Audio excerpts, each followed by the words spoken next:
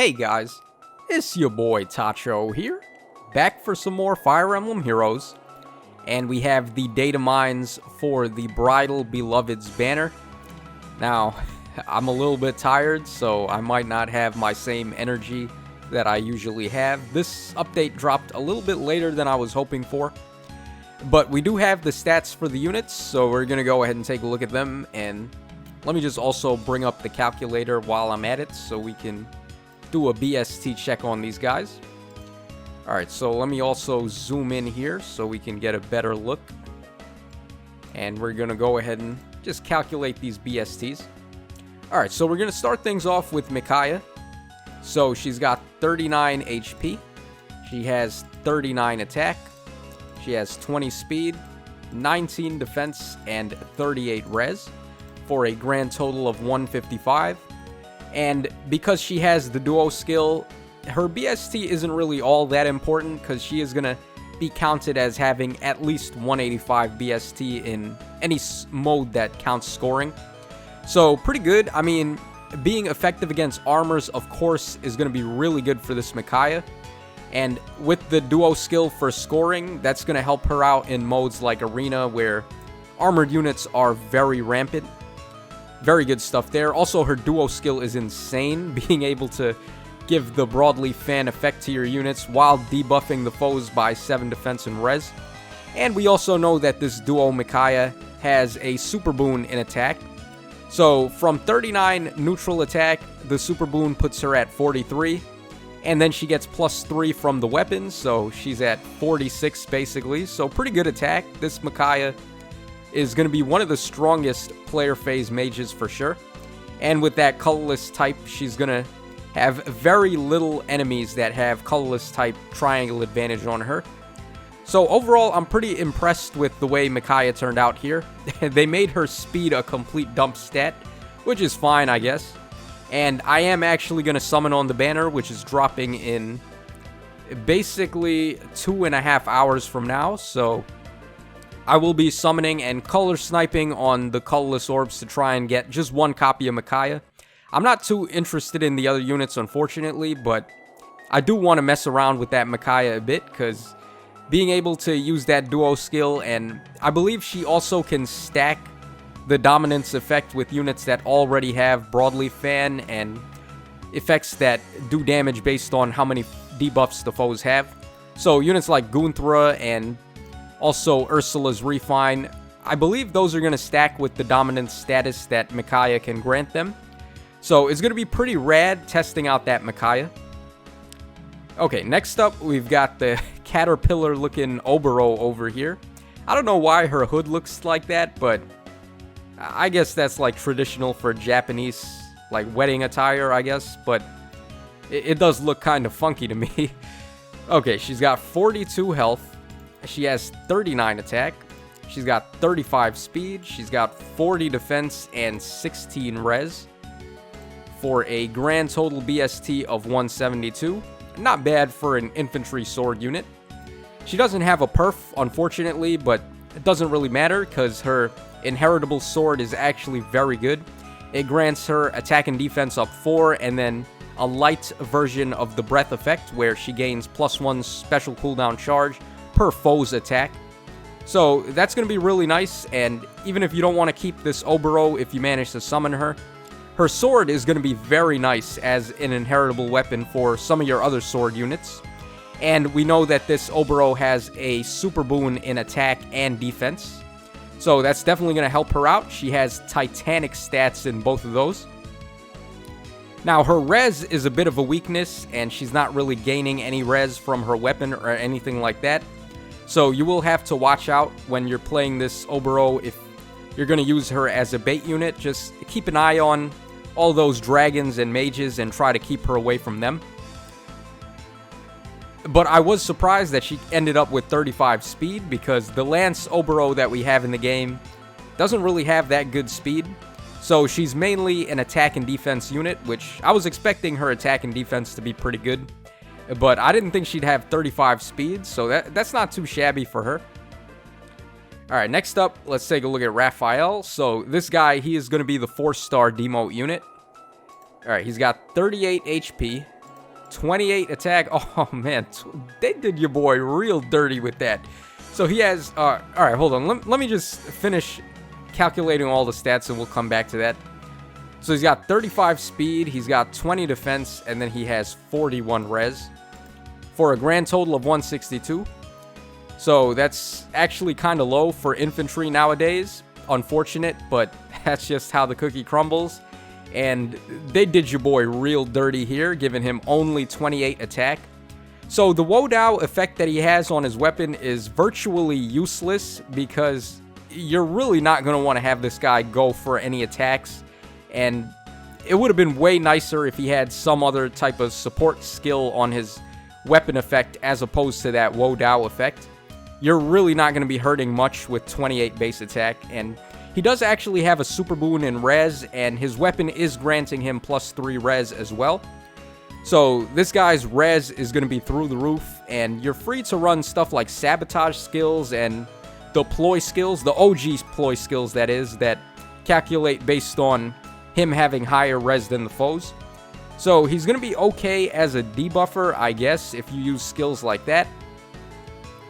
But to be completely honest with you guys, I don't really think this Rafael is all that crazy. He does have -1 special cooldown for a support partner at the start of turn 1. And being an infantry type unit, you can go ahead and run stuff like infantry pulse on him. So he can provide a decent amount of special cooldown charge for an ally, but I mean, there's honestly better ways to do that, so I don't think you want to use Rafael for that. He does have very nice artwork though, and he is a pretty cool unit. I do like the fact that they were very accurate with the flying thing with him, because as you guys know, he has injured wings in Radiant Dawn, and he's not able to fly like his brother and sister.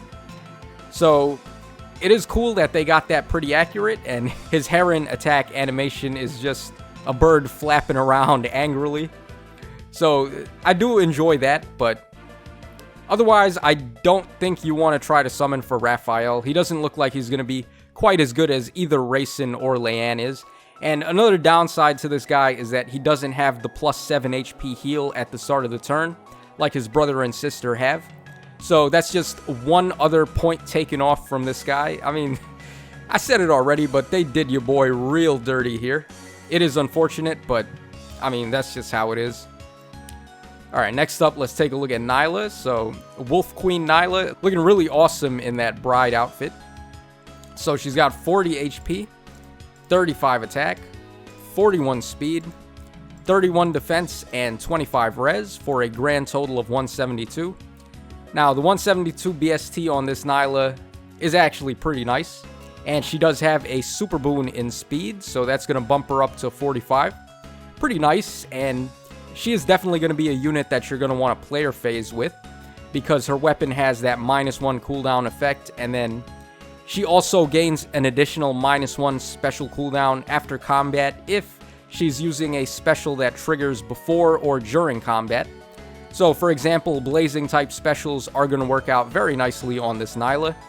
And I thought at first that she'd be able to be a good Gale Forcer, but I don't think that the -1 cooldown effect she gets works in the same manner as a unit like, say, Yarn, where Yarn gets -2 special cooldown after combat.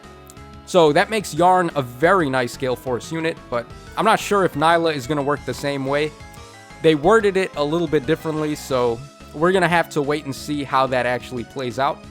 But you're totally going to want to run skills like Special Spiral for this Nyla, and then give her an AoE special like the Blazings to just pile on the damage on the player phase. Also, I'm not sure if the Blazing specials are going to trigger the -5 attack speed and defense effect that her weapon grants, because for her to get those debuffs on the foes, they need to be above or equal to 75% HP. And if you're running a Blazing type special on this Nyla, you're going to do probably more damage to them than that at the start of combat. So we're going to have to see how this Nyla plays out, but she does seem like she's going to be a fairly good player phase unit. And her stat line overall is very solid. She doesn't really have a weakness, to be honest. Her res is only 25, but I mean, for a melee unit like this that doesn't really care about baiting, that's still pretty decent for her res. And finally, we have the Tempest Trial Prize Hinata here. So he's got 47 HP, 37 attack, he's got 27 speed, 40 defense, and 21 res for a grand total of 172. So he ties with, who was it? I think it was Bunny Bartrey that had the same BST as this for infantry. So not bad, not bad. Now, he's got a lot of HP. 47 HP is quite good for an infantry unit. So he's going to make good use of stuff like infantry pulse and so on. He also has 40 defense, which is pretty nice for baiting, but unfortunately his res isn't really all that good if you're going to use him as a bait unit. So 21 res, we can do a lot better, especially for the heroic grail units. There are some better options for baiting for that. But he does have 37 attack, which is nice. So it doesn't look like he's going to be too shabby as a physical brawl type unit. But the main takeaway from this guy, of course, is his weapon. So it's essentially just an axe version of Oboro's weapon. So granting that attack and defense up 4. And also that light breath effect where he gets +1 special cooldown charge per foe's attack. So you're totally going to want to give that axe to some of your other free-to-play axe units, or honestly any axe unit you want. Like, good choices for sure are going to be units like Ross and Echidna and also the Flame Emperor. They are totally going to appreciate this new axe, and I always love it when these seasonal banners come with perf weapons that end up being really nice inherits for all your other units. So that's pretty much all there is to say about the stats for the units. I don't think the Datamine had too much other information for us to take a look at. So overall, pretty nice, and like I said earlier, I am going to be summoning on the banner to try and get just one copy of Micaiah. I do want to do some showcases with her, and her duo skill looks like tons of fun to try out. And I'm also a big fan of her attack animation where she just showers the foes in diamonds, and that's pretty wonky. So if you guys are summoning on the banner, then I'm wishing you guys the best of luck. Overall though, if you're trying to look at it from a I want to save my orbs perspective, then I would say probably skip this one. There's really nothing here that's going to be a must-have or anything of that nature. So it's going to be an easy skip for those of you orb hoarders out there, but for anyone that's a fan of any of these characters, then I am going to be wishing you guys the best of luck, and hopefully you can walk out of there with the exact summons that you're looking for. So that's all for today, guys, and as always, this is your boy Tacho signing out. So take care, guys, and I'll catch you all again in a couple hours when I do the summons.